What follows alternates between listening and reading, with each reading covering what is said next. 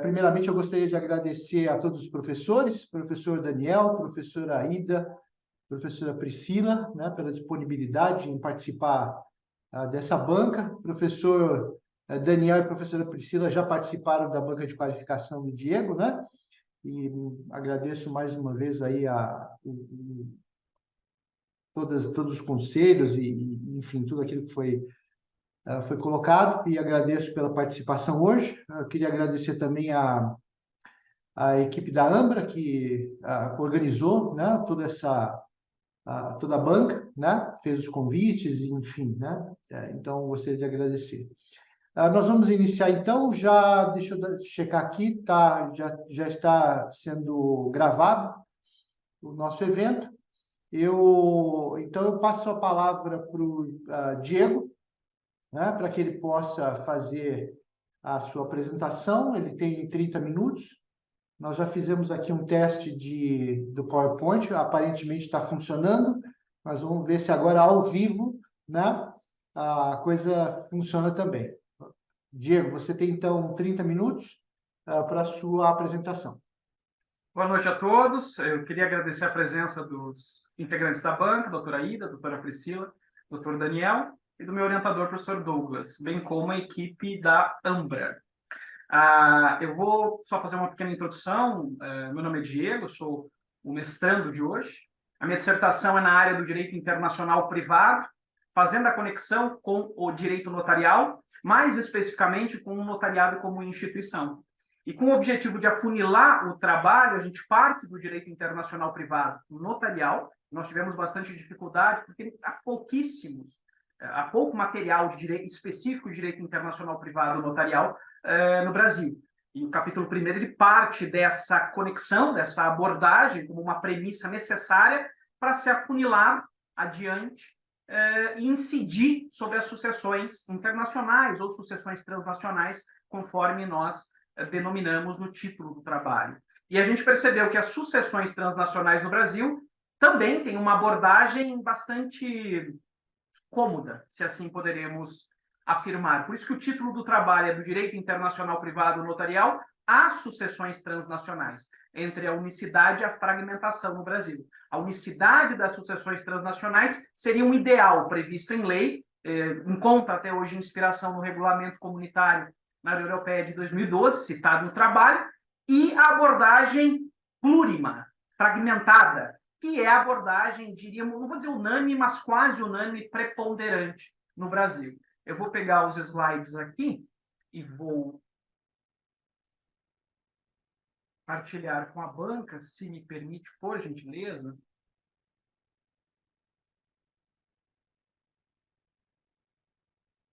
Acredito, doutores, que esteja o slide integral na tela de vocês, né? Perfeito? Está bem nítido, muito obrigado. Sim. Então, esse é o título do trabalho, do Direito Internacional Privado Notarial às Sucessões Transnacionais, entre a unicidade e a fragmentação no Brasil. Vou até ligar meu cronômetro aqui, se o professor me permitir, que é para eu controlar. O próprio título já deu bastante trabalho metodológico para definir com o professor Douglas e para definir também com a orientação da doutora Olívia, que nos ajudou bastante. Faço uma introdução, não necessariamente uma introdução do trabalho, mas uma introdução do trabalho e da apresentação, tá? O desenrolar, o caminhar do trabalho encontrou alguns percalços, porque nós não temos uma doutrina farta em direito internacional privado notarial, que é o capítulo 1º, e em sucessões transnacionais nós temos uma doutrina bastante robusta. Todavia, uma abordagem consolidada que vem sendo disseminada há algumas décadas sem o devido temperamento crítico. Tá? E esse foi um dos objetivos fundamentais da dissertação. Feita essa devida introdução, eu queria expressar o contexto, o caminho da dissertação. Até a banca de qualificação, nós tínhamos percorrido, até a banca de qualificação, nós percorremos esse caminho aqui. Faltou esses tópicos finais que formam o capítulo 4º, né, o capítulo final. E nós implementamos, acredito que 99% das exigências da banca de qualificação. Teve só 2 pontos, que foi sugestão. Um a gente não implementou e o outro a gente adequou. Os demais a gente implementou da banca de qualificação.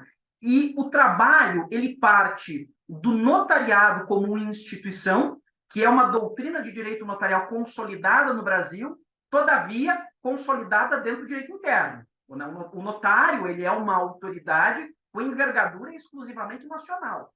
A conexão do direito notarial, do direito registral, com o direito internacional público ou privado, ainda galga passos muito incipientes, muito recentes. Então, a gente parte do notariado como instituição, com envergadura e importância também internacional, passa-se, assim, a qualificação notarial, mas não uma qualificação notarial vulgar, ou uma qualificação notarial diminuta, ou uma qualificação notarial sem importância, mas sim uma qualificação notarial com envergadura jurídica, técnico-jurídica, que se equipara até mesmo uma qualificação registral. Isso é um ponto fundamental, porque viabiliza a inserção do direito internacional privado também no atuar notarial. Então, a qualificação internacional do direito internacional privado para solucionar conflito de leis do espaço ingressa também na qualificação notarial em razão da realidade das inúmeras relações transnacionais ou plurilocalizadas que o registrador e o notário se deparam. Assim, nós entramos na qualificação internacional do direito internacional privado para inseri-la dentro da qualificação notarial. Daqui brota essa terminologia do direito internacional privado notarial. E aqui acabava o começo até da dissertação. Todavia, com o objetivo de afunilar, e como nós entendemos que o direito internacional privado notarial não tem maturidade ainda para ser classificado como uma disciplina autônoma, nós começamos e continuamos o trabalho, entrando nas relações jurídicas atípicas transnacionais de natureza sucessória.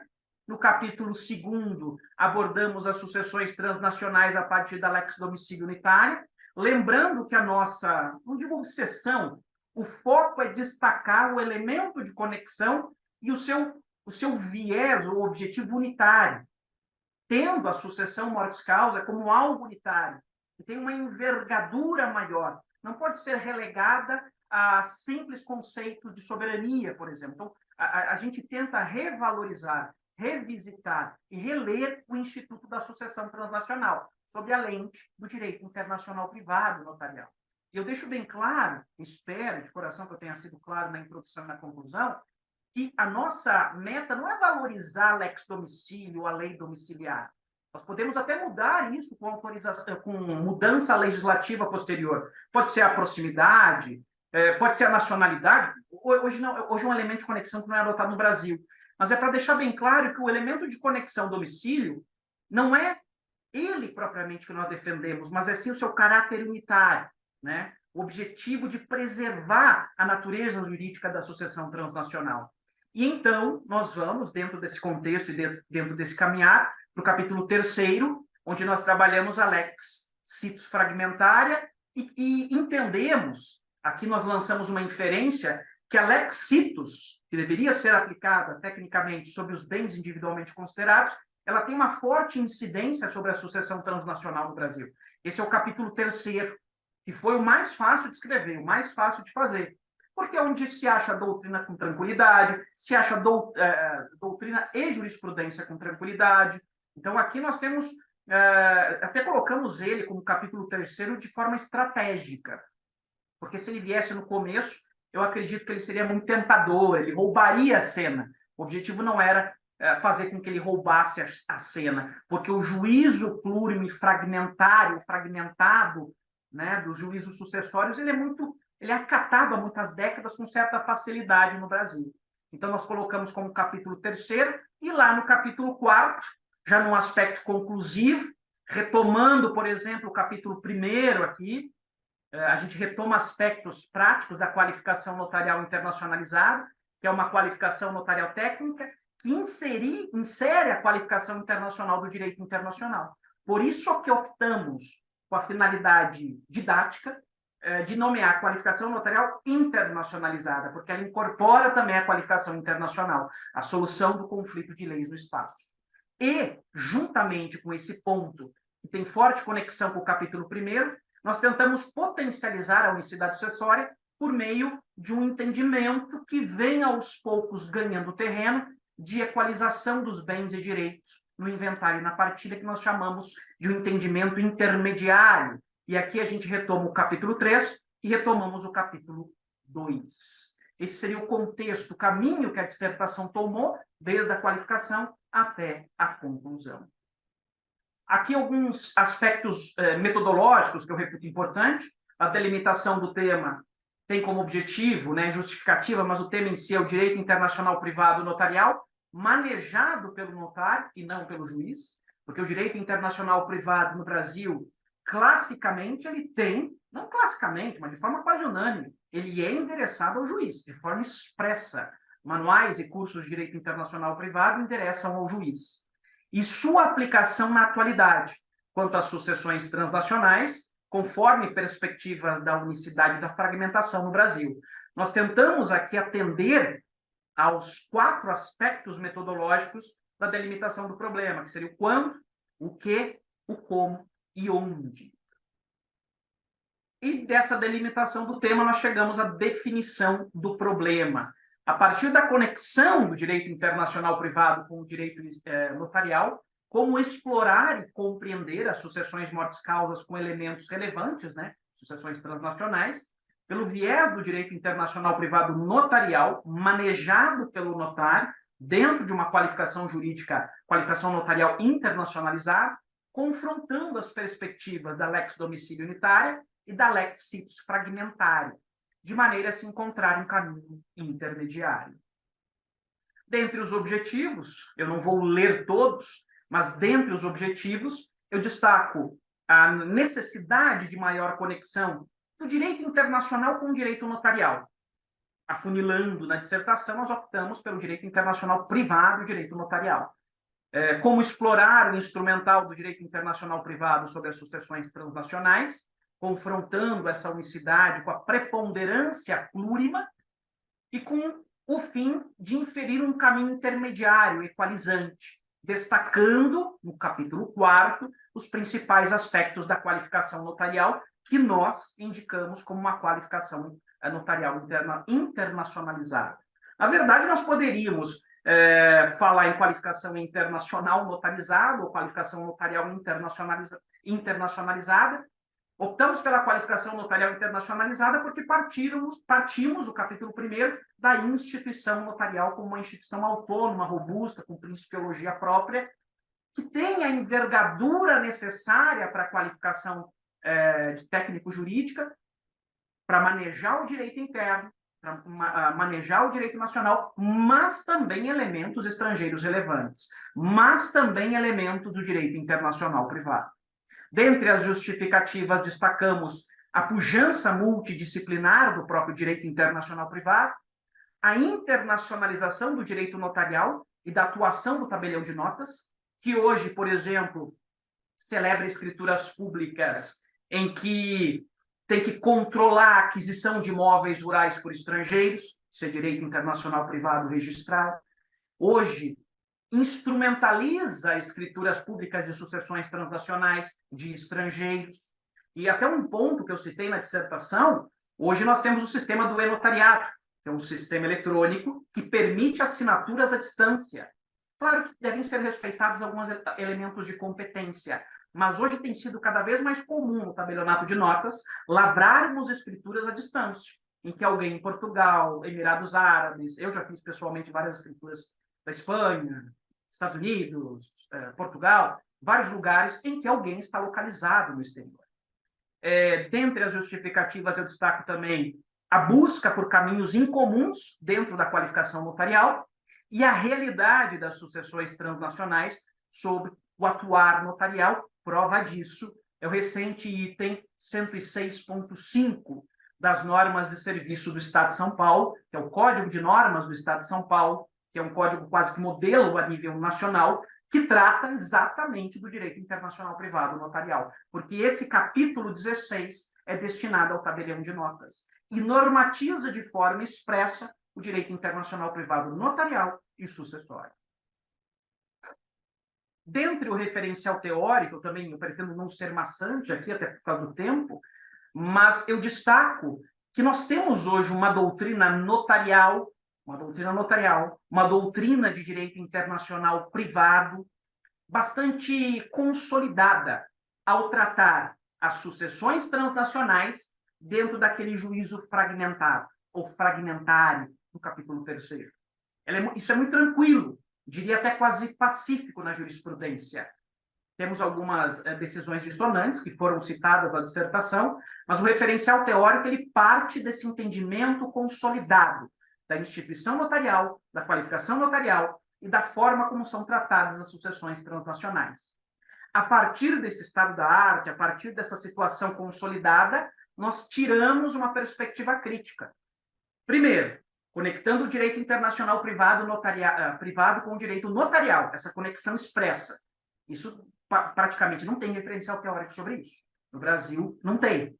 Saindo desse direito internacional privado, tentando revalorizar as sucessões transnacionais conforme a natureza delas, a característica delas e até mesmo conexões com direitos fundamentais. Então, o referencial teórico, ele parte de um direito notarial, ele passa por uma qualificação notarial, resvala no direito internacional privado para propormos um direito internacional privado notarial, cuja doutrina que nós encontramos é somente uma doutrina internacional. Ainda dentro do referencial teórico, citamos a importância das relações jurídicas transnacionais sucessórias. Isso aqui é um entendimento bastante consolidado e repetido na jurisprudência e na doutrina do Brasil, que a lex domicílio unitária no Brasil, que nós abordamos e tentamos revalorizar no capítulo 2º, ela está em desuso de fato e em subsistência jurídica. Essa afirmação é bastante pacífica e consolidada, comodamente, com todo respeito, obviamente, reproduzida na doutrina e na jurisprudência. E é essa comodidade que nós tentamos criticar e propor, não digo criticar, mas sim, seria até um pouco arrogante da minha parte, mas propor uma releitura, uma revalorização das sucessões transnacionais, conforme elas são disciplinadas no direito internacional privado brasileiro, mas sob a lente do direito internacional privado notarial, com a contribuição da instituição notarial. Por quê? Por quê? Porque o elemento de conexão adotado no Brasil unitário, o domicílio, ele regula vários assuntos extremamente decisivos e relevantes para toda a sucessão. Só que, embora a doutrina reconheça essa riqueza e envergadura do elemento de conexão domicílio unitário, ela conclui que prepondera a fragmentação. Ou seja, a situação dos bens vai regular a sucessão transnacional. Isso, na prática, acaba esvaziando a sucessão como uma sucessão transnacional, equipara-se totalmente a uma sucessão nacional. A partir desse referencial teórico, nós escavamos um referencial teórico um pouco mais crítico, que inicialmente critica essa monopolização ou essa centralização do direito internacional privado apenas nos juízes, destaca também a possibilidade de se compensar, de se adotar, sim, uma teoria intermediária, equalizante dos bens, respeitando, por exemplo, a competência absoluta, e nós já temos algumas doutrinas pontuais que caminham para essa possibilidade. São doutrinas bastante diminutas, especializadas, não é um entendimento majoritário, sem sombra de dúvidas. No referencial teórico, eu queria destacar alguns pontos metodológicos. A metodologia da pesquisa foi uma pesquisa bibliográfica, com base em um estudo eminentemente exploratório, por meio de uma abordagem qualitativa, para se reconhecer o fenômeno. O método de abordagem, interligando fatores teóricos e práticos, foi preponderantemente o hipotético-dedutivo, com algumas intervenções de natureza indutiva, isso até foi resultado da banca de qualificação. O método de procedimento monográfico, com base na bibliografia do direito internacional privado e direito notarial. E daqui nós tivemos que fazer a conexão. Cotejado com a legislação brasileira em vigor, principalmente a lei de introdução às normas do direito brasileiro. Complementada a título pontual, conforme ficou exposto na dissertação, por jurisprudência. Nós citamos o regulamento, exploramos um pouco o regulamento comunitário europeu de 2012, porque ele vai ao encontro do que foi defendido no capítulo 2º, do que foi defendido quanto à unitariedade, e vai de encontro a essa afirmação quase pacífica de que o artigo 10 da Lei de Introdução, que adota o elemento de conexão domiciliar, o último domicílio do falecido unitário, está em desuso, não é adotado. Isso vem sendo reproduzido na jurisprudência especial do STJ e na doutrina do direito internacional privado de forma quase pacífica. E afirma-se que isso é pacífico, que não é adotado por outros países. Todavia, você vê um regulamento sobre sucessões transnacionais europeu desde 2012 que está em sintonia com esse artigo 10. Eis aí a importância de nós trazermos ao trabalho aspectos decisivos e pontuais do regulamento sucessório de 2012. A partir de agora, eu apresento a estrutura da dissertação, mas os principais pontos, as principais ideias e os capítulos que formaram a dissertação. No capítulo 1º, com o título Direito Internacional Privado Notarial, Qualificação Notarial Internacionalizada, a qualificação notarial, ela seria o direito internacional privado notarial vivo, a aplicação pelo tabelião dos elementos, dos instrumentos do direito internacional privado. Para chegarmos a esse capítulo, confesso que para mim eu acho que foi o capítulo mais difícil, né? Em razão do caráter exclusivamente exploratório. Partimos do notário ou notariado como instituição, chegamos à qualificação notarial, e aqui até por uma... Queria até abrir um parênteses com a banca, até por uma questão de honestidade na minha apresentação. Me permite abrir esses parênteses, porque eu lembrei aqui por causa da palavra tridimensional, só não vou esquecer. Na página 55, eu tenho certeza que a banca vai fazer várias pontuações, várias críticas, várias observações, mas na página 55 do meu trabalho tem uma palavrinha lá, SE, e ao invés de ser o condicionante C, apareceu um R, ficou ser. Então foi um erro de digitação na página 55 que eu verifiquei, e eu queria, por uma questão até de respeito à banca, expor esse equívoco, na página 55. E teve uma referência bibliográfica lá do final, nas referências bibliográficas mesmo, que eu dei um enter a mais. Um enter a mais. São esses dois equívocos que eu percebi na leitura dos últimos dias da dissertação. E o terceiro ponto que eu queria destacar, essa palavra aqui, tridimensional, eu não usei na dissertação. Eu acabei pegando ela aqui para a apresentação dos slides, para expressar da forma mais didática possível que a qualificação notarial tem 3 fases, 3 dimensões, né? A dialogada, a decisória e a documentada. Eu utilizei essa palavra tridimensional porque me veio somente no momento da apresentação, mas não na dissertação. Por uma questão de transparência, eu tenho que falar isso para a banca, tá bom? Essa qualificação notarial tridimensional, jurídica, nós propomos uma qualificação notarial internacionalizada, importando os instrumentos do direito internacional privado dentro da atividade notarial, sem a participação do juiz, sequer de um eventual juiz corregedor, que faz a fiscalização dos cartórios no Brasil. Essa qualificação notarial internacionalizada, ela é o aspecto prático. Ela seria o direito internacional privado notarial vivo. Nós conectamos esse direito internacional privado notarial com um ambiente de bastante cooperação, cada vez mais comum na atividade notarial, para chegarmos às sucessões transnacionais, fazer um link afunilador, se assim posso falar, para chegarmos ao capítulo 2º, que é o mais robusto, que é um dos mais importantes, estrategicamente foi colocado aqui para ser retomado no capítulo 4.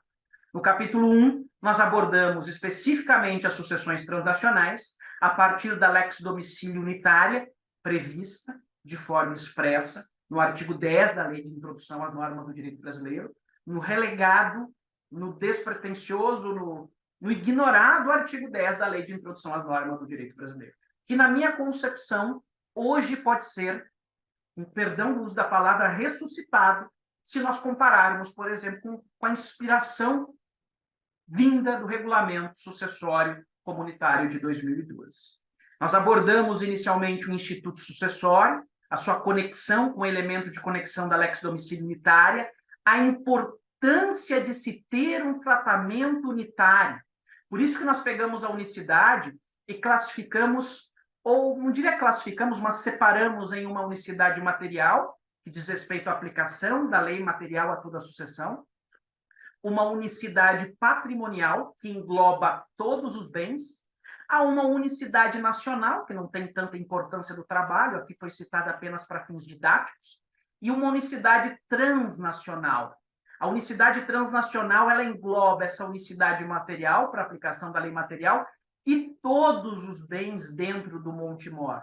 Ou uma partilha efetiva, que nós não conseguimos hoje, por causa da moldura que se encontra o direito brasileiro, mas uma partilha equalizante e intermediária, que é retomada no capítulo 4º.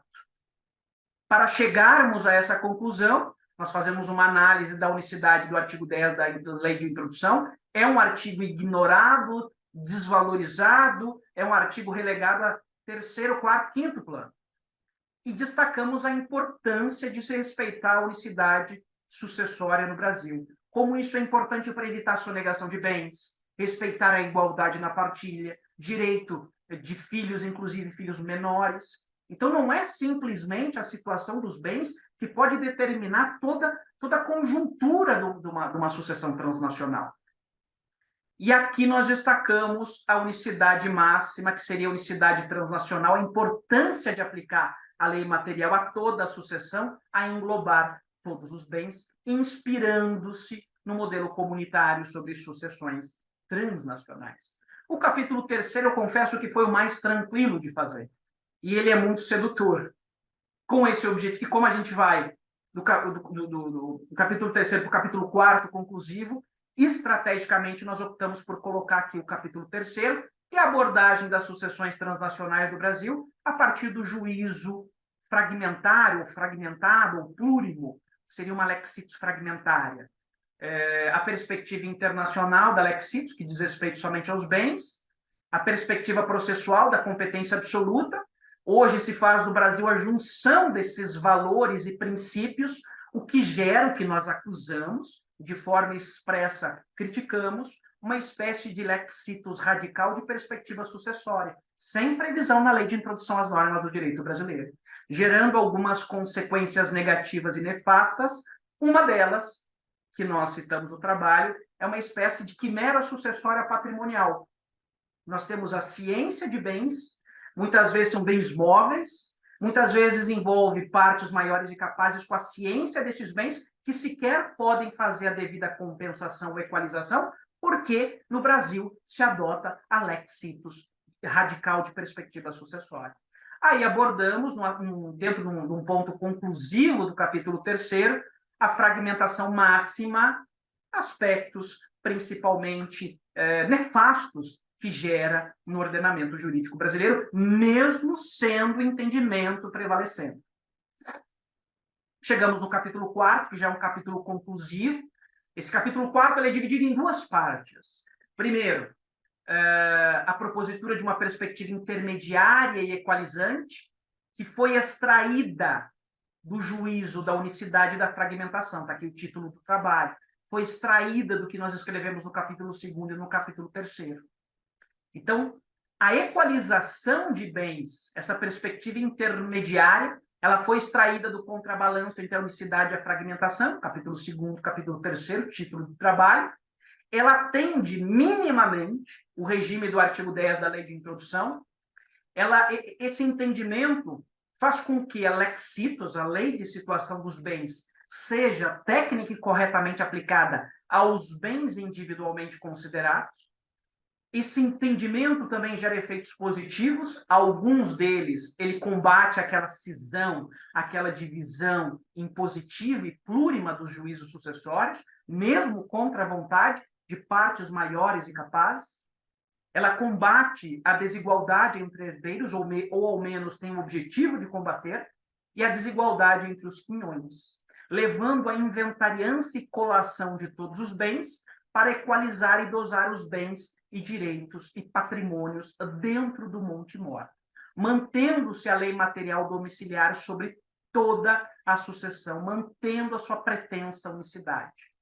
Temos alguns julgados sobre equalização, citados aqui do STJ, e temos um muito enfático e importante de 2023, que o caso prático envolvia, doutor Douglas, eu estou cronometrando aqui, não deu os 30 minutos ainda, tá? Estou respeitando o cronômetro, mas, por gentileza, me interrompa caso eu passe do tempo.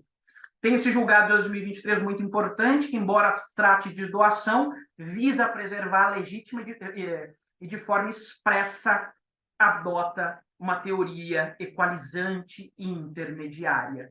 Por fim, ainda já no aspecto conclusivo de toda a dissertação, esse tópico até saiu inspirado na banca de qualificação, nós encerramos o trabalho tecendo os principais aspectos práticos da qualificação notarial internacionalizada, com o objetivo de tornar o trabalho coerente e retomar aspectos do capítulo 1º, dando voz, dando vida e reiterando o direito internacional privado notarial. Aqui, nós trabalhamos a importância da qualificação sobre objeto de conexão sucessório, a identificação do elemento de conexão correto, enfrentamento de eventuais questões preliminares que o tabelião de notas não pode se furtar simplesmente por ter que aplicar o direito estrangeiro, e um importante ponto, que é a possibilidade de aplicação do direito estrangeiro pelo tabelião de notas, situação, por sinal, prevista no artigo 106.5 das normas de serviço do Estado de São Paulo, muito mal redigidas, muito mal disciplinadas. Tenho ainda 2 minutos aqui, doutor, então vai dar bem certinho. Já no aspecto conclusivo, retomando pontos do capítulo 4º, conclusão da apresentação e conclusão do trabalho, nós temos a qualificação notarial internacionalizada, que é a materialização do próprio direito internacional privado notarial, cujo objetivo crucial da pesquisa foi a abordagem das sucessões transnacionais, com o objetivo de viabilizar escrituras públicas no Brasil de inventários extrajudiciais quanto às sucessões transnacionais. Nós temos um ponto de estagnação há décadas no Brasil sobre as sucessões transnacionais, que gera uma lex situs imprópria, atípica, atécnica, que criticamos no capítulo 3º. Essa predominância total da fragmentação dos juízos sucessórios gera uma visão plurima, estanque e incomunicável, o que desconfigura o instituto sucessório, principalmente a sucessão transnacional. Sendo assim, essa fragmentação máxima não pode continuar a ser acatada tão passivamente, mesmo que confusamente prevista em dispositivos como, exemplo, artigo 29 da Resolução 35 do CNJ, que versa sobre as sucessões em sentido lato. O objetivo é preservar a unicidade sucessória, citando o Regulamento Comunitário de 2012, e ainda que não se tenha uma maturação necessária para fins de implementar no Brasil a matriz máxima contra a unicidade sucessória transnacional, então que se adote minimamente uma visão equalizante intermediária para dosar e equalizar os bens da partilha. E da equalização proposta, nós chegamos aos principais aspectos práticos da qualificação notarial internacionalizada, para identificar o objeto de conexão, o elemento de conexão e como nós aplicamos o direito estrangeiro na área notarial, que é ex officio, com a participação das partes. Não gostaria de me citar, obviamente, até para não ser mal interpretado, mas eu queria, se me permitem, reproduzir o parágrafo final. Passei 20 segundos, já estou concluindo, doutor. Parágrafo final da minha conclusão, que ele confirma até justificativa e objetivos do trabalho. Não se pode engessar o notário a ponto de prejudicar o cidadão usuário, ignorando a profilaxia e a profundidade da atividade notarial. Mostra-se retrógrado negar o notariado como instituição por meio de medidas que apartem o tabelião de notas, como do manejo sobre o direito estrangeiro, que é o que fez o item 106.5 do Estado de São Paulo. Por certo, prestigia-se a qualificação notarial como item procedimental de cunho técnico-jurídico e, atualmente, com envergadura também internacionalizada. Eu vou encerrar o trabalho, doutor, por causa do tempo. A partir das conclusões, eu pretendia expor algumas contribuições que o trabalho pretende a partir da conclusão. Eu vou passar por causa do tempo. Aqui tem algum referencial bibliográfico que eu utilizei para a apresentação dos slides e para o desenvolvimento da metodologia. Eu agradeço a atenção de todos. Passei 1 minuto, peço desculpas. Estou encerrando aqui o compartilhamento. Eu agradeço a atenção da banca, estou à disposição. Obrigado. Obrigado, Diego. Obrigado pela exposição e de acordo com o meu relógio por ter se mantido dentro do prazo. Passo então a palavra para a professora Priscila, em seguida para a professora Ida e professor Daniel vai ficar por último, porque aqui a regra é ladies first. Obrigada, professor Douglas. Eu peço já antecipadamente desculpas por ter mantido minha câmera fechada. Estou com problema de conexão, então se eu cair, eu volto. Eu caí algumas vezes ao longo da apresentação do Diego, tá? Então, acredito que agora vai estabilizar, mas se porventura eu cair, eu já volto, tá? Bom, Diego, vamos lá. Primeira coisa, né? Eu gostaria de cumprimentar o professor Douglas, agradecer novamente, né, o convite agora para a sua defesa. A gente já participou, eu e o professor Daniel já participamos efetivamente da tua qualificação, né? Então, a gente acompanhou ao longo desse curso o desenrolar do seu trabalho. Então, as minhas considerações aqui serão mais sucintas, logicamente, né, pensando sempre naquilo que foi aprofundado em relação à qualificação e também em relação ao capítulo 4 e as conclusões que você não tinha apresentado, tá? Então, vamos lá. Primeiro, eu gostaria, né, de cumprimentar e também de parabenizar você, Diego, porque teu trabalho está muito bom. Existe aí, né, uma perspectiva nova também, como se apresentou, em relação a essa estruturação do direito internacional privado notarial. É uma novidade jurídica que a gente tem observado, tanto no teu trabalho, bem como na doutrina, né? Existe pouco material bibliográfico, especialmente no Brasil, como você bem apresentou. Então, eu acredito que tenha sido um grande desafio discorrer sobre essa temática necessária, tá? Porque a gente vê que, de fato, o direito internacional privado, ele se atine muito a uma perspectiva publicista, né, principalmente na questão do direito civil, mas não enfocando esses aspectos práticos, principalmente no contexto latino-americano, e você trouxe, né, essa perspectiva que falta até uma cultura jurídica no Brasil também para trabalhar com essa questão, fica claro e nítido no seu trabalho, tá? Então, parabéns por esse ponto. Eu espero que você tenha fôlego para um doutorado e possivelmente publicações, eu acho que é necessário garantir também uma publicidade desse teu trabalho, porque são poucas as contribuições doutrinárias que a gente tem frente à temática, tá? Então, já fica aí, né, a primeira indicação para você e para o teu orientador publicarem parcelas desse trabalho em forma de artigo, que eu acho que dá uma publicidade muito boa e, principalmente, também vai reverberar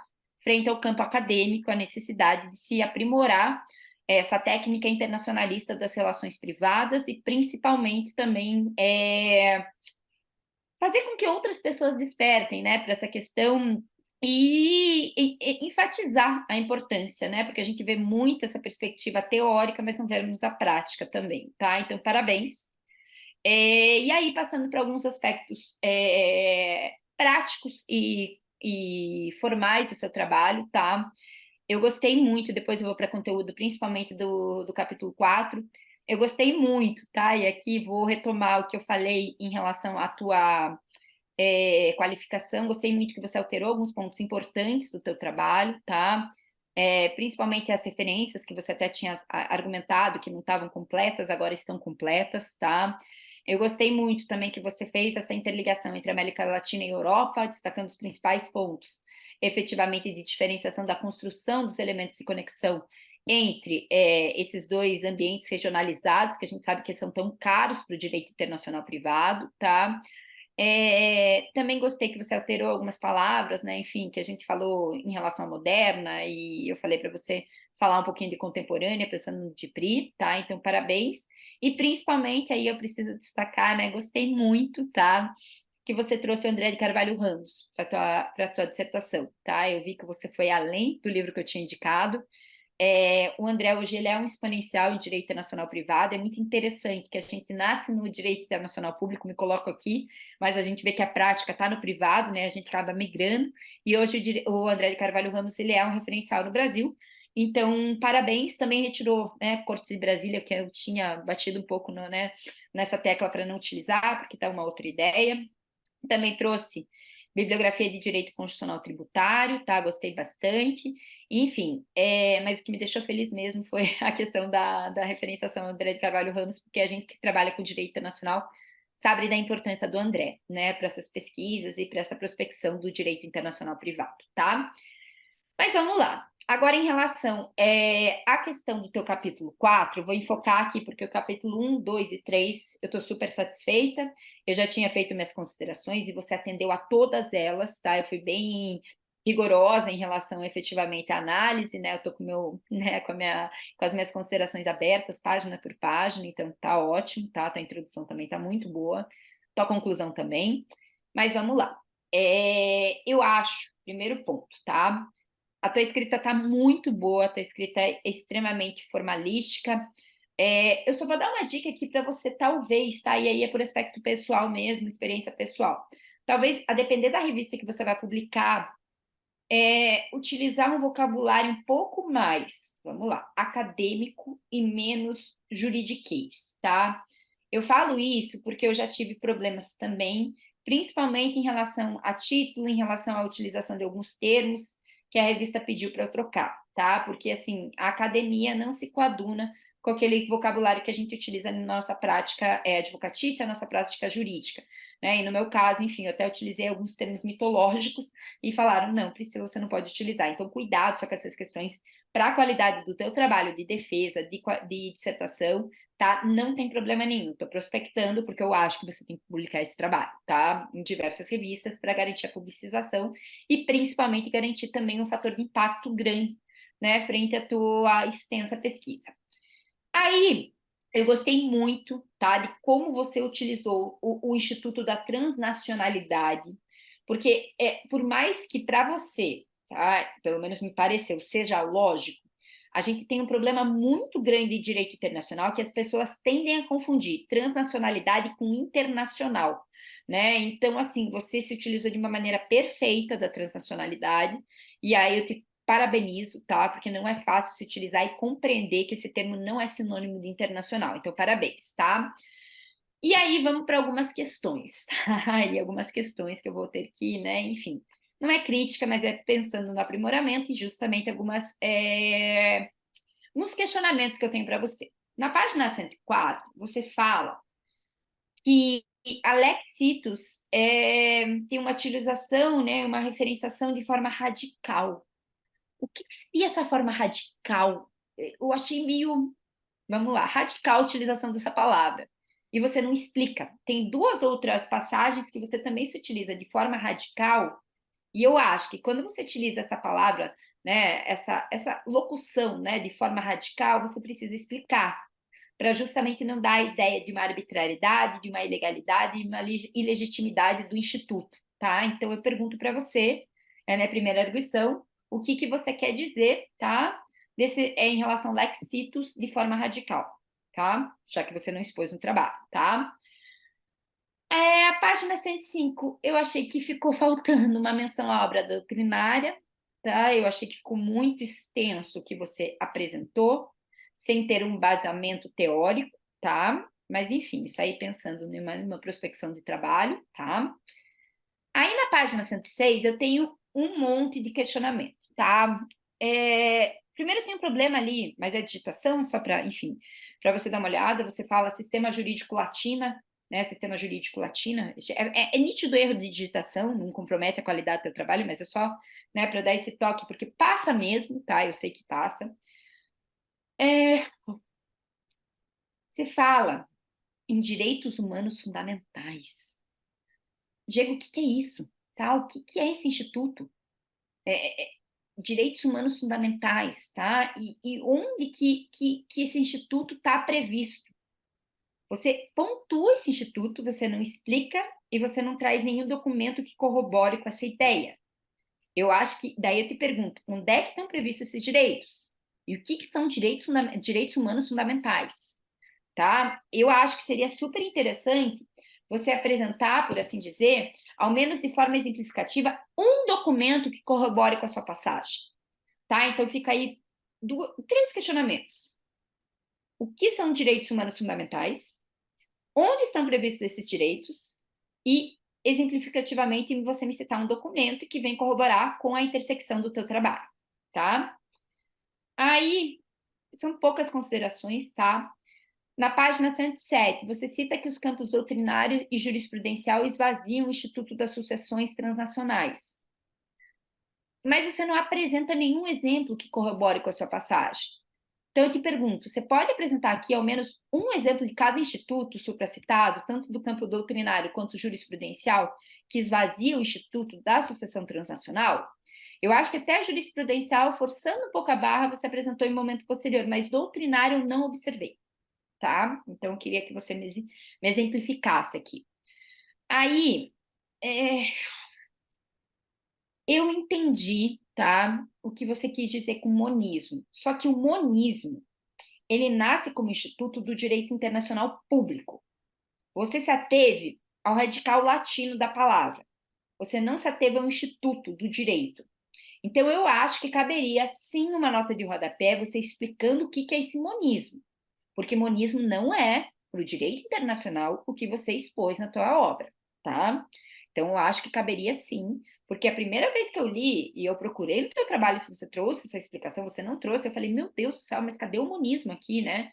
Aí eu fui ver se você fazia uma contraposição, se você trazia Kelsen, se você trazia, né, enfim, Verdross, se você não trouxe, se você traria, né, efetivamente Hegel, e daí eu vi que você construiu a partir da terminologia efetivamente latina. Só que eu acho que precisa explicar, porque tua obra versa no mundo do direito internacional. E monismo é um instituto para o direito internacional, tá? Aí, ok, né? Umas besteirinhas aqui, termos formais, que eu vou passar. Mais uma pergunta, e daí eu acabo minha exposição aqui. Também não quero ocupar muito tempo. Na página 124 e posteriores, você fala sobre Código de Bustamante, tá? E aí eu te pergunto, qual que é a natureza jurídica do Código de Bustamante hoje, na contemporaneidade? Por que você trouxe o Código de Bustamante, Diego? Tá? Eu acho, tá? Eu acho não, eu tenho certeza que essa leitura do Código de Bustamante, ele dá um aspecto de ultrapassado para o teu trabalho. Porque a gente já abandonou essa visão do sistema jurídico latino-americano unicizado. A gente está muito mais voltado para o sistema de Haia, hoje no direito internacional privado, do que para esse sistema do Código de Bustamante. E aí eu te pergunto, se fosse só essa passagem pontual, eu ia te perguntar, mas não ia bater na tecla, mas você volta a reafirmar e você não me explica, né? Ou não explica, enfim, para o leitor por que você trouxe esse Código de Bustamante, esquece o Código de Bustamante. Hoje a gente tem o sistema latino-americano, e você, inclusive, fala sobre ele, inspirado no sistema de Haia, né? E qual que é a natureza jurídica do Código de Bustamante? Né? Por que você me apresentou esse Código de Bustamante? Tá? E eu acho que o teu trabalho está muito contemporaneizado para você trazer o Código de Bustamante.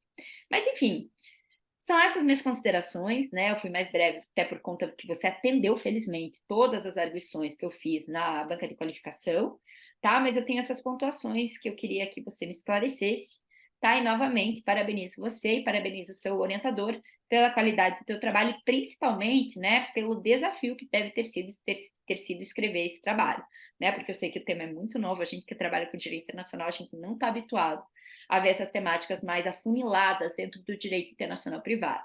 Então, parabéns, tá? E fica aqui as minhas considerações e principalmente as minhas arguições. Então, volta a palavra, professor Douglas, né, novamente parabenizando. Obrigado, professora Priscila. Diego, você tem aí até 10 minutos para fazer as suas considerações. Tudo bem, doutora professora Priscila, agradeço pelas pontuações, bastante importantes, eu anotei todas. Quero ver se eu consigo responder a todos os questionamentos da doutora. Primeiro, a senhora falou da questão na página 104, da Lexitos, que eu utilizei radical. O objetivo de utilizar radical foi sinônimo de absoluta, total, radical, aquela fragmentação máxima que nós escrevemos ao final do capítulo 3º. Quando eu utilizo a palavra radical, é para representar essa fragmentação máxima, Então, esse foi o objetivo de radical. Acredito que, não esclarecido isso, o que tem que ser feito é eu explicar melhor numa eventual nota de rodapé. E aqui eu até faço uma autocrítica. O professor Douglas falou algumas vezes, usa a nota de rodapé em determinados momentos. E eu fui bastante birrento com o professor e disse, doutor, eu não queria usar a nota de rodapé. Eu queria visualmente o trabalho totalmente sem nota de rodapé, porque eu estou utilizando a citação autor-data. Então, isso foi uma coisa que o professor Douglas puxou minha orelha, e eu fui aquele orientando chato e birrento com ele. Professor, eu vou segurar essa nota de rodapé. Talvez se eu utilizasse nota de rodapé para explicar esse radical, ficaria mais claro. Mas o objetivo de radical é total, o máximo, é a fragmentação máxima radical, que anula, até foi esse o objetivo, a sucessão transnacional como ela é. Página 105, a senhora pontuou que está sem doutrina, sem citação, não tem muito o que eu comentar, é colocar mais doutrinadores quando eu fizer a revisão final. 106 é um erro também. A quarto questionamento da senhora, eu utilizei a expressão direitos humanos fundamentais, com o objetivo, citando a obra do professor Manuel Gonçalves Ferreira Filho, está citado na referência bibliográfica, e ele utiliza essa expressão direito humano fundamental, e o direito humano fundamental para fazer a conexão dos sistemas de proteção, sistema interno de proteção e sistema internacional, que vem desde 1945, Direito Internacional de Direitos Humanos, documentos a serem citados, Declaração da ONU de Direitos Humanos de 1948, os pactos internacionais de Nova York. Então, eu utilizei a expressão direito humano fundamental para representar a conexão do direito internacional dos direitos humanos, que emergiu de 1945, 48 para cá, e a sua conexão com a proteção interna. Seria juntar o sistema internacional e a proteção interna. Foi esse o objetivo, inspirado principalmente na obra do professor Manuel Gonçalves Ferreira Filho. Mas eu já anotei aqui para citar um documento para tentar deixar mais claro. A senhora citou também outro questionamento da página 107, o esvaziamento do instituto sucessório. Quando eu falo em esvaziamento, é a sua desconsideração, o seu desrespeito, deixar a segundo ou terceiro plano o artigo 10 da Lei de Introdução às Normas do Direito Brasileiro. Isso esvazia o instituto sucessório e esvazia a unicidade. E a maioria da jurisprudência é nesse sentido. Doutrina também, o professor Valério de Oliveira Mazzuoli, até o professor André de Carvalho Ramos, o professor Dolinger e vários, a professora Maristela Basso. Então, ao priorizar a fragmentação radical máxima, gera um esvaziamento do instituto sucessório. Foi esse o objetivo. Espero que eu esteja conseguindo esclarecer agora. A questão do monismo, doutor, eu tirei esse monismo de fontes europeias quando eu estudei o regulamento sucessório europeu de 2012, que eles falam em unicidade e em monismo. De fato, nós temos o monismo do direito internacional público, né? Monismo, dualismo, principalmente, nós estudamos muito isso na questão da hierarquia dos tratados internacionais. Concordo, não tem como eu falar o contrário, mas só para esclarecer, esse monismo eu retirei principalmente da doutrina europeia, dentro do regulamento sucessório europeu de 2012, que fala em monismo, em unicidade. Monismo como sinônimo de unicidade. Todavia, aqui solto, ficou com essa dúvida, tenho que corrigir, mas eu espero que eu tenha justificado a contento. E o último ponto que a senhora citou, página 124, o Código Bustamante, a senhora fez a mesma crítica na qualificação, mesma crítica, as mesmas palavras a senhora utilizou. Mas eu insisti no Código Bustamante, primeiro, ele ainda está em vigor, ele não foi denunciado expressamente pelo ordenamento jurídico brasileiro, ele tem vários pontos de conexão com a Lei de Introdução às Normas do Direito Brasileiro, e ele tem, principalmente no campo do direito do direito estrangeiro, ele ainda é bastante citado. A prova e a aplicação do direito estrangeiro, eu acho que é o artigo 426, 428, ainda é muito citado. Por isso que ele foi ressuscitado lá no capítulo 4, né? Mas a senhora fez essa crítica, e eu lembro, e eu diminuí até a citação do Código Bustamante, mas eu não consegui escapar dele, principalmente na prova e no manejo do direito estrangeiro do capítulo 4. Seria isso. Respondi, não sei se a contento, a todos os questionamentos da doutora Priscila. Estou à disposição, doutor. Estou satisfeita, estou satisfeita. Obrigado, professora. Passo a palavra, então, à professora Ida. Mais uma vez agradecendo a sua presença, professora. Eu que agradeço o convite para participar da banca. Eu não participei da qualificação desse trabalho, não tive a oportunidade, enfim, de ver o trabalho com mais antecipação como os outros membros da banca, né? Meu primeiro contato foi há poucos dias atrás. Mas eu quero realmente dar os parabéns, o trabalho está muito bem estruturado, muito bem organizado. O Diego escreve muito bem, ele tem um texto bastante claro nas suas ideias, mas eu também gostaria, dentro dessa ideia de que o Diego escreve bem, ele também consegue colocar muito claro, vamos dizer assim, eu imagino, Diego, ok, que tu tenhas uma ideia assim bastante, acho que a palavra radical que tu utilizaste em uma parte do teu trabalho é um pouco a imagem realmente que eu senti, né, da tua posição em relação a determinados pontos aqui no trabalho. Um dos pontos que me chamou bastante atenção, e na tua apresentação hoje, oral, tu também fizeste questão de comentar, é a questão que tu comentaste assim, por exemplo, isso é uma simples questão de soberania, né? Então, me parece que há uma ideia bastante grande em relação à tua posição de que a soberania não é algo muito importante, né? Que em relação a que se teria que ter esta questão entre particulares, dando o exemplo, a questão da situação dos bens, né, bens imóveis, que tenham essa questão de que somente, por exemplo, o Brasil vai decidir sobre bens que sejam situados no Brasil. Então, a primeira pergunta que eu te faço, ou melhor, é esta: qual a tua posição em relação a esta questão de bens situados no Brasil? Dentro da tua pesquisa, dentro das coisas que tu estudaste, tu pensas que seria possível que o Brasil abrisse mão da sua soberania em prol de uma unicidade nesta questão sucessória, por exemplo, abrindo mão, enfim, desta questão de bens situados no Brasil? Essa seria uma pergunta para ti. Outra pergunta que eu gostaria de te fazer é o seguinte: primeiro, vou colocar um panorama mais amplo. Tu fizeste um trabalho de pesquisa no qual o título, então, é do Direito Internacional Privado Notarial às Sucessões Transnacionais. Fizeste toda uma viagem nessas disciplinas para chegar ao teu capítulo final e falar especificamente sobre a sucessão, né? A possibilidade de sucessão, então, feita através de um sistema notarial, que no Brasil é muito restrito, na realidade, né? Se nós formos pensar o que o notário pode fazer com relação à sucessão hoje, eu tenho que ter maiores, capazes e que estejam totalmente de acordo, não, com a partilha destes bens.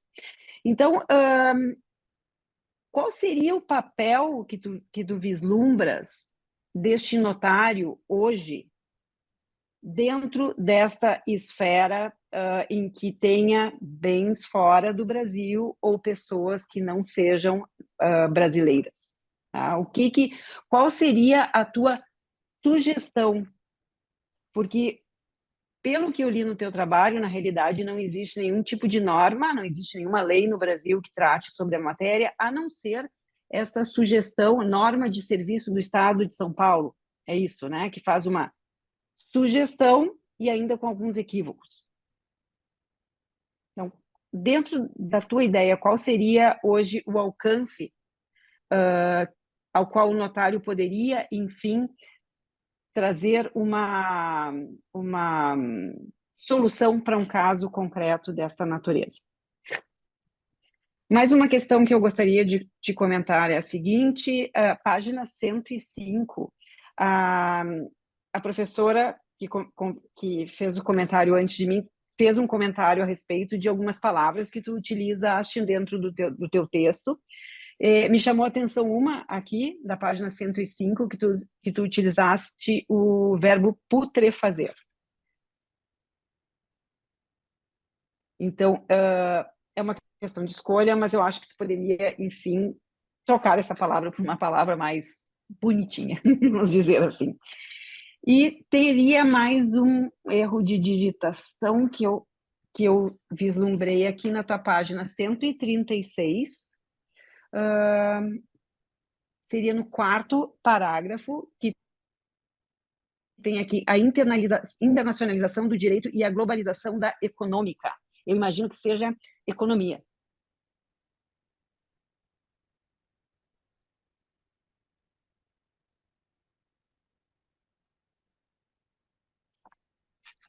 Enfim, esses são os meus comentários, então, com relação ao teu trabalho e os meus questionamentos em relação às tuas ideias que foram colocadas aqui. Muito obrigado, professora Aida, pelos comentários, questionamentos. Eu passo, então, a palavra para o Diego. Você tem até 10 minutos, Diego, para responder aos questionamentos da professora Aida. Professor, obrigado pelos questionamentos. Eu vou tentar responder da melhor maneira possível, seguindo a ordem das suas pontuações.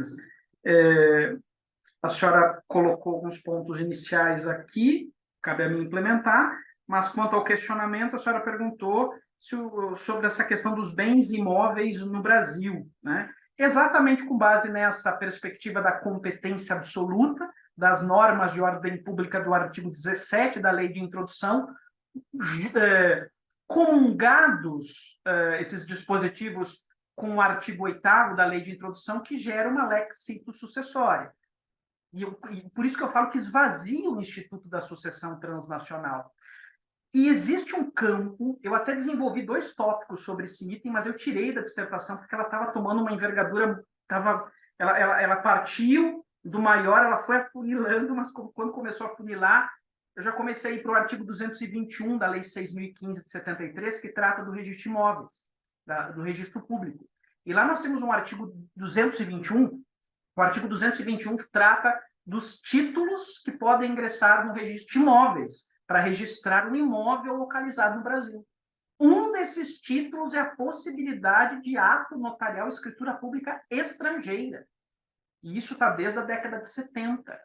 Então, o sistema registral brasileiro admite o ingresso de uma escritura pública, ato notarial, feito por um notário estrangeiro, embora de pouco uso, pouco estudo.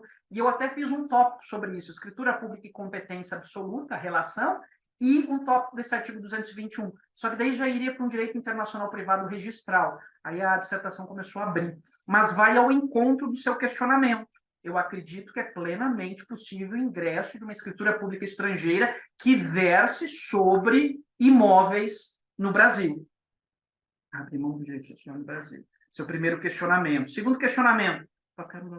Na verdade, hoje o papel do notário ele vem sendo internacionalizado em vários aspectos. Hoje, o tabelião de notas no Brasil lavra escrituras públicas de estrangeiros que podem figurar na escritura pública adquirindo ou vendendo imóveis no Brasil. Nós temos uma restrição apenas quanto a imóveis rurais, sendo imóvel urbano. É muito comum nós temos estrangeiros adquirindo e vendendo imóveis. Hoje nós temos a possibilidade do apostilamento decorrente da apostila de Haia da década de 60, que é aquele trâmite internacional de documentos públicos, e o tabelião de notas, ele está hoje, sim, eu ia utilizar uma palavra, seria até às vezes dura e criticável, ele está petrificado, ele está um pouco paralisado pelo artigo, pela resolução 35 do CNJ, que da mesma forma que o item 106.5 das normas de serviço do Estado de São Paulo, ela é muito mal redigida. É muito mal redigido o artigo 29 da resolução 35, citado no trabalho. Lá diz o seguinte: não pode fazer escritura de inventário que envolva bens no exterior. Então, o próprio dispositivo ele é mal redigido por causa dessa lex situ sucessória radical, fragmentada, absoluta. O que a gente propõe no trabalho é a possibilidade de fazermos escritura pública de inventário e partilha de bens no Brasil, fazendo a compensação financeira entre partes maiores e capazes de bens no exterior. É essa a nossa conclusão e a nossa proposta no capítulo 4º, em decorrência da doutrina mais especializada e de decisões pontuais que estão surgindo. 104, 106.5. A senhora falou também, não seria acho que uma pergunta, mas uma crítica, né, para a gente evitar palavras como putrefação, que eu acho que eu utilizei putrefação na página 105, e tem esse erro de digitação na página 136, doutora, que cabe a mim pedir desculpas, não é econômica, é economia sim, tá? Então é um C que surgiu a mais e eu não tinha visto. Seriam essas as minhas ponderações, eu estou à disposição. Se faltou alguma, doutora, por gentileza. Não, não, foram essas duas perguntas mesmo que eu te fiz e eu estou satisfeita, Diego.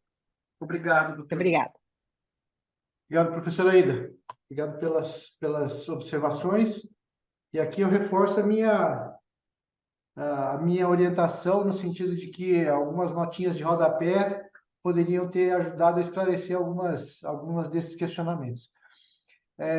Passa a palavra, então, ao professor Daniel. Professor Daniel, mais uma vez, obrigado pela presença. Obrigado mais uma vez pelo convite. É sempre bom participar dessas bancas. É sempre um aprendizado, é muito enriquecedor. A qualidade dos alunos que a Ambra joga no mercado é uma qualidade notável. Isso é muito positivo. Parabenizo demais o seu trabalho, Diego. Já havia dito isso na banca de qualificação e repito. E qualifico também a orientação do professor Douglas, mostra claramente que ele foi muito bem conduzido, trabalho muito bem escrito, muito bem feito, como já mencionou as professoras que me antecederam. E eu só queria, Diego, te perguntar duas coisas. Uma, eu vou navegar na porta aberta pela professora Ida, na questão dos imóveis, que eu fiquei com a dúvida. O provimento que você cita, o provimento de São Paulo, que você cita em seu trabalho, ele diz que, casuisticamente, é analisada a legislação aplicável nos inventários extrajudiciais quanto aos bens situados. Vai falar assim, para a aplicação da legislação competente, no caso de inventário extrajudicial, quanto aos bens situados no Brasil, deve ser apresentado ao notário certidão consular de teor de vigência da lei à época do óbito. Né? Então, ele fala aqui, quanto aos bens situados no Brasil. Aí, na mesma trilha da professora Ida, eu fiquei com uma dúvida ainda. Sendo bem imóvel, você disse que o artigo 221 da Lei de Registro Público diz que aceita certidões de cartórios internacionais para serem validados internamente. Estás dizendo que um imóvel situado no Brasil, ele pode ser registrado notarialmente fora do país, e com esse registro fora do país, esse imóvel situado no Brasil, ele seria convalidado por um notário brasileiro? Seria isso que você queria dizer? É esse o ideal do modelo que você está preconizando? Essa é a primeira pergunta. A segunda pergunta que eu tenho é que no seu modelo hipotético dedutivo você usou o modelo comunitário europeu. Tá? Eu vi aqui que no seu último capítulo você fez bastante referência a ele.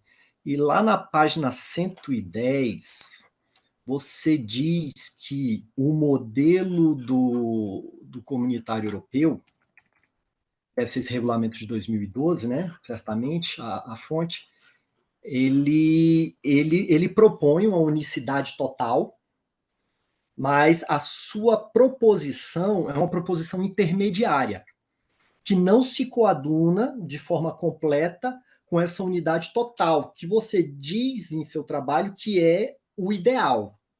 O modelo comunitário europeu propõe uma unicidade que é o modelo ideal, mas a sua proposta não é esse modelo ideal, é uma posição intermediária. Então eu gostaria só de uma fala sua com relação a esse ponto de divergência.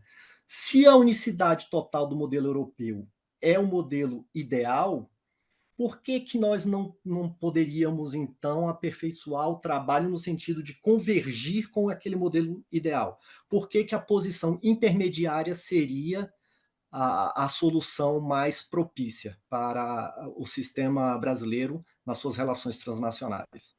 São essas aí os dois pontos que eu gostaria de sua abordagem, meu caro.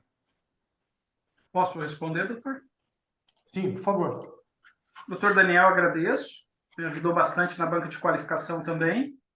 Quanto ao primeiro questionamento, doutor, eu acho que eu acabei acelerando e explicando um pouco rápido. Os imóveis no Brasil, eles são... É que o modelo de registro de imóveis, na grande parte dos países europeus, na América Latina e no Brasil, é um modelo... A gente tem um modelo de cartório que a gente chama de modelo latino.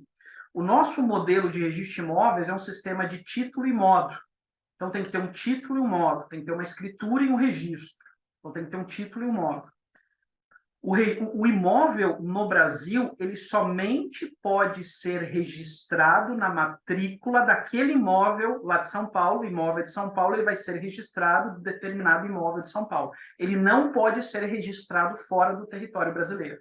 O que pode ocorrer, que está previsto no artigo 221, é um título estrangeiro, uma escritura pública estrangeira, vir do exterior, ingressar no registro de imóveis, e aí sim, dentro daquele registro de imóveis, ser registrado. Pode ser, inclusive, de sucessão, de compra e venda, ainda mais hoje com o comércio internacional e com o aumento, a valorização dos imóveis no Brasil. Nós temos até um projeto de lei no Senado para flexibilizar essa restrição de aquisição de imóvel rural por estrangeiro, já com esse objetivo, de aumentar essa circulação de títulos para ingressar no registro de imóveis. Então, jamais um imóvel vai ser registrado em outro local fora do Brasil. Pode vir um título estrangeiro, que é uma escritura pública estrangeira do notário português, e ser registrado naquele imóvel, dentro daquele registro de imóveis competente.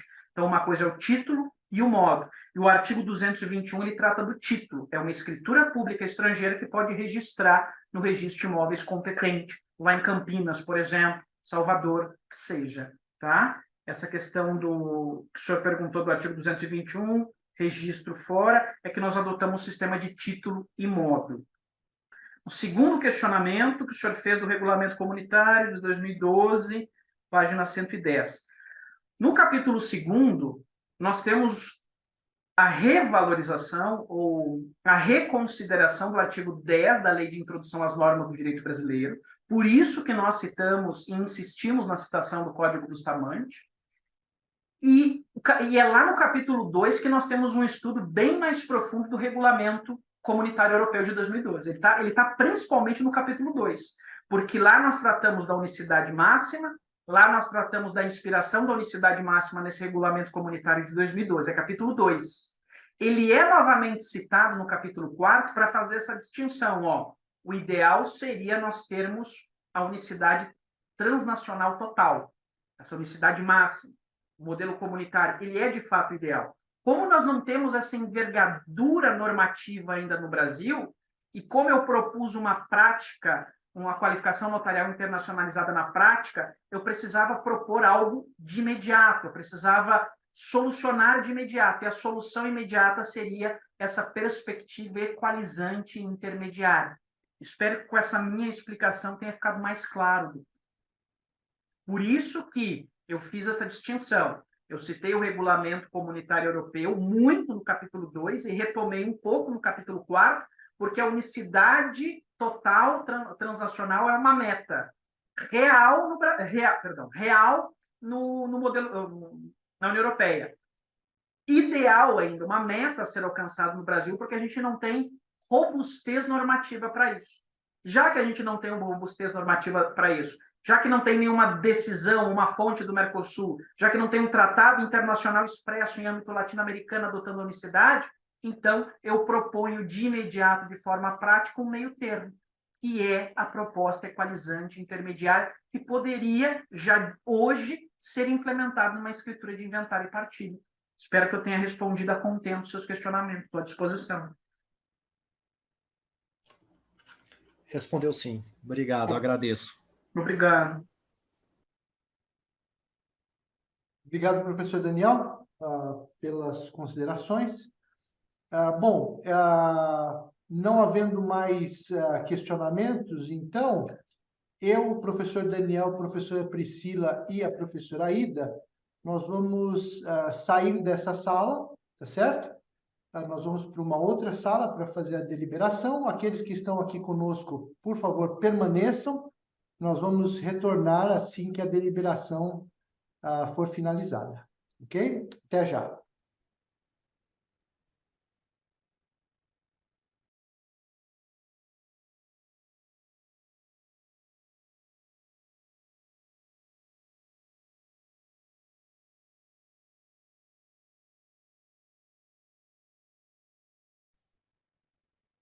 Alfredo?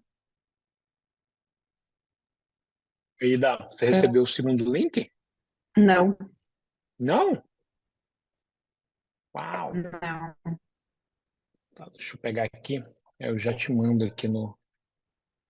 Deixa eu olhar aqui, acabei de abrir aqui, deixa eu olhar aqui.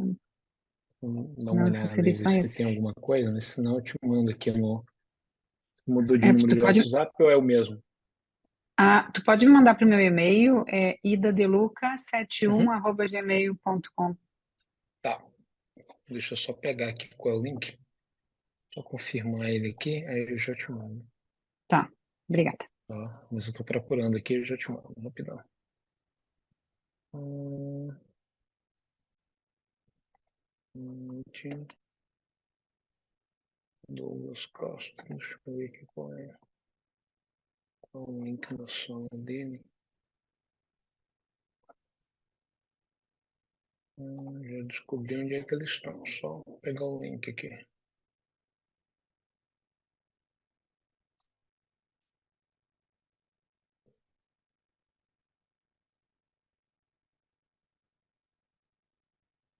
Hum, hum, hum.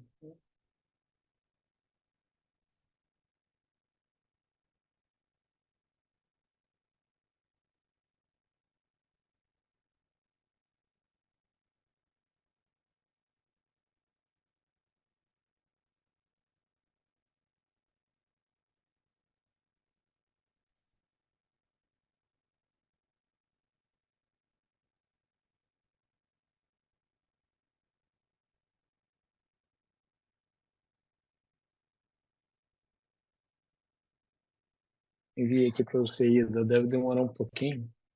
É porque meu e-mail ele me dá a opção para eu me arrepender. Eu mandar para a pessoa errada. Então demora um pouquinho para sair aqui. Eu tenho uma chance de cancelar o envio. Enfim. Então, aí acaba que reduz a agilidade quando eu tenho que mandar um e-mail por conta dessa questão. Mas às vezes é interessante. Pronto, agora foi. Deve ter chegado aí Tá, eu vou na olhar sua aqui caixa. também. Isso. Entrou. Tá, obrigada, Entrou. Alfredo. Nada. Qualquer coisa me avisa, tá?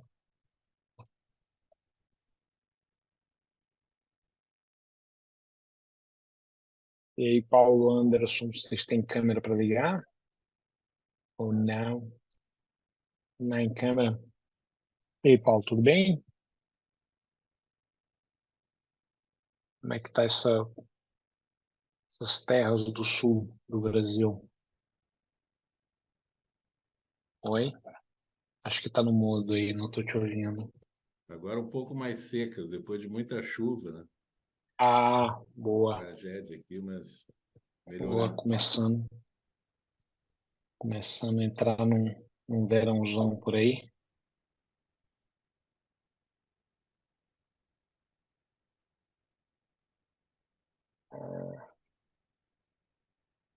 Vou ver aqui se ainda conseguiu chegar lá na outra sala. Hum, entrou aqui, pronto, tá ok.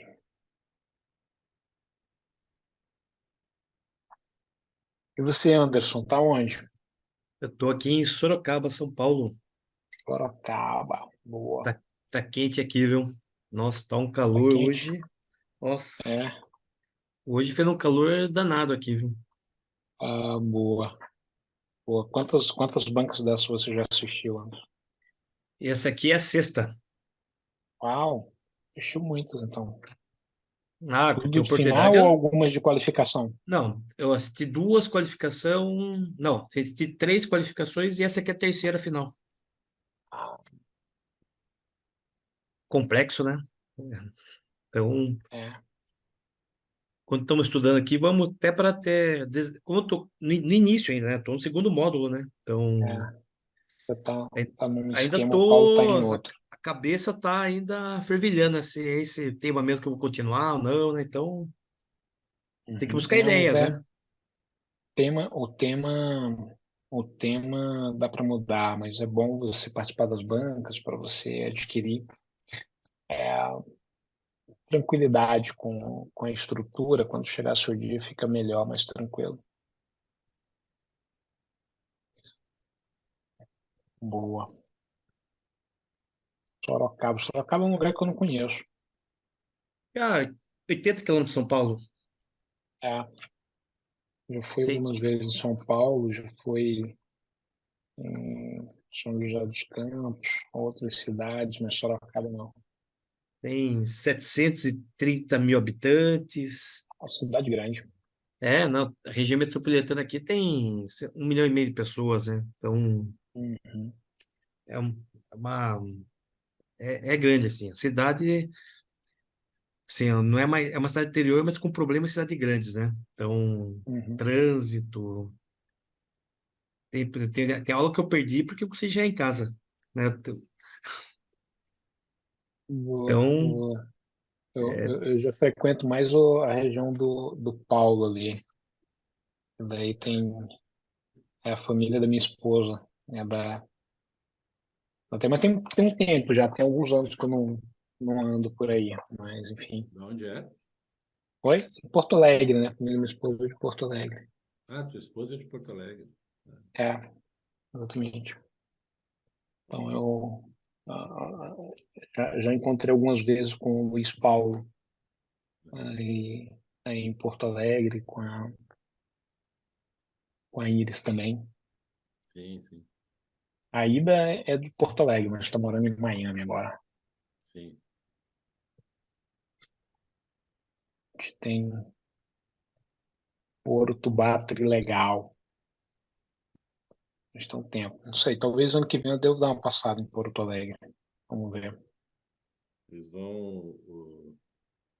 Essa música aí, falaste agora, essa parte da música, Uhum. é do Cleiton e Cledir, leite né? que diz. Isso. Isso. Deu E para eles, ti. e eles agora, isso, agora estão bom, tá na moda, né? Reunir o Titãs, esse pessoal todo aí, vão fazer agora. A origem Ah, é? deles é de um grupo musical chamado Os Almôndegas. Ah, que bacana. E aí os dois principais compositores vocalistas, que eram o Cleiton e Cledir, fizeram a dupla como se fosse uma carreira solo, entre aspas, né? Já que eram dois. E agora eles vão reunir Boa. esse grupo Almôndegas, né? Original. Uhum. Entendi. Boa. Tem gente que já tem neto aí que curtia eles lá quando... Tem o quê? Uns 40 anos, isso. Da década de 80. É Uhum. década de 80. É. Ah, é? Pô, muito tempo então. É, minha bateria tá acabando, tem que conectar aqui, não é energia. Tá vendo o colega aí, Ah, né? E eu achando que tinha explorado o meu tema de liberdade de expressão, quando na qualificação me indicaram esse livro, que tem quase 1.500 páginas, e que é do principal autor, autor você tá no português. começo ou no fim dele? Não, já estou no fim aqui anotando tópicos, né? Ah, E é pesado de carregar até quando viaja. Vai pesar um quem era que quilo. estava na tua qualificação? Na qualificação, eu te digo aqui. Peraí.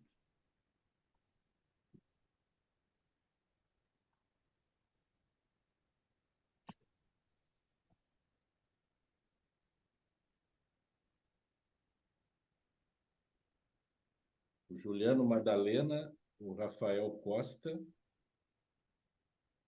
e o próprio Luiz Paulo, né? Uhum. O orientador tinha Luiz só Paulo. Luiz os Paulo, teu dois. orientador. É, o É, Madalena é daí da tua terra, né? sim, sim. Foi ele Madalena, até que me o indicou esse. Madalena foi avaliador externo. E aí E o qual é o Rafael outro Costa. professor que tu falou? Rafael Costa, Rafael professor Costa. nosso.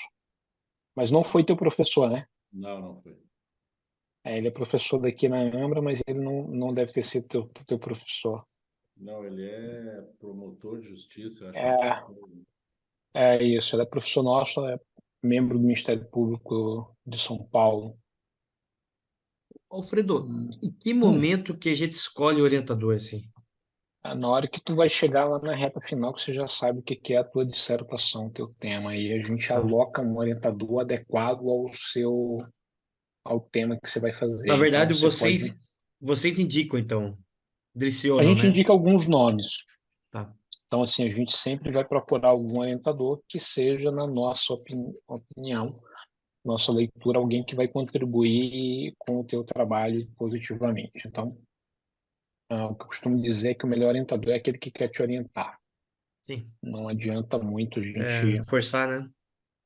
ter orientador que não queira orientar. E aqui na Ambra, os professores sempre têm a liberdade de aceitar ou não orientar algum mestrando. Então, a gente convida, a gente recomenda o nome. Eu não lembro como é que foi lá pro Paulo, o pessoal, então, o Paulo deve ter dado algum tema, daí a gente recomendou algum nome, e daí em algum momento ele falou, pode ser o Luiz Paulo, e daí ele convida o Luiz Paulo, por acaso o Luiz Paulo é da terra dele, né? Sim. O que também não fez muita diferença, Uhum, porque basicamente a gente se encontrou para esse trabalho por videoconferência. Muito embora uhum, eu tenha estado com ele pessoalmente em outras circunstâncias, mas não para falar uhum, tanto. Então, o fato de ser daqui ou não, acho que até nem é tão relevante assim. uhum. Mas é que eu já tinha uma certa afinidade com ele de outros trabalhos, enfim, então já quebra um gelo, assim, né? Boa, Já boa, larga. Eu estou vendo boa. uma coisa interessante aqui. O Uhum, livro tem 1.200 páginas. uhum. A conclusão tem 2. Quem foi que recomendou esse livro? Foi o Costa? Não, foi o Madalena. O Madalena? É. Mas Mas que isso é livro? bom. Oi? Qual que é que livro que é, Paulo? É o livro sobre liberdade de expressão, é o meu tema básico, né? E, segundo ele, é um dos principais autores da língua portuguesa sobre esse tema. Uhum. E eu simplesmente não tinha citado. E ele quiser saber de liberdade de expressão, está aqui. Entendi. Interessante. Eu já conversei uma vez com o Madalena, mas eu não. Foi breve, não lembro quando foi, se foi ano passado, alguma coisa. Alguém, não sei se foi o Rafael Dresch ou o Luiz Paulo que me apresentou ele. Ele também já fez uma palestra aqui em alguma disciplina de alguém também.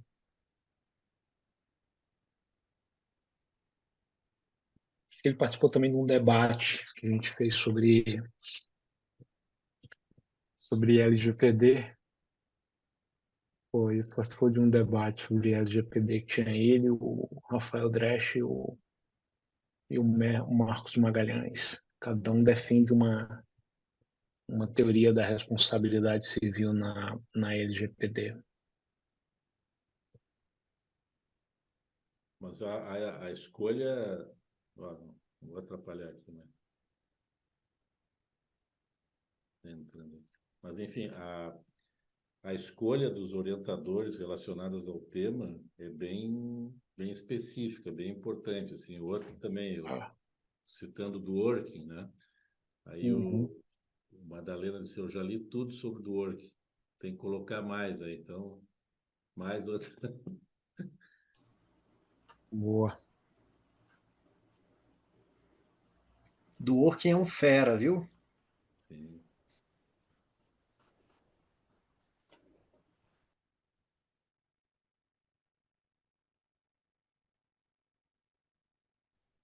Bom, estamos, professora Ida, professor Daniel, professora Priscila. Ok. Estamos todos de volta. O Diego tá Tô aqui, firme ali ainda não tô aqui. infartou, tá com saúde, parece que sim. Bom, o meu papel aqui agora é anunciar o resultado da banca, O Diego tá? ficou calado, Douglas, na hora que a gente estava aqui no É, bate-papo. Ele ficou sei, calado, sumiu e tal. entendi, entendi. Foi, foi Isso é fazer um normal. lanche. É, Foi fazer um Advogado, lanche. advogado, Eu tô olhando a nota aqui dele, eu fiquei meio preocupado. Vou querer saber como foi essa justificativa de vocês.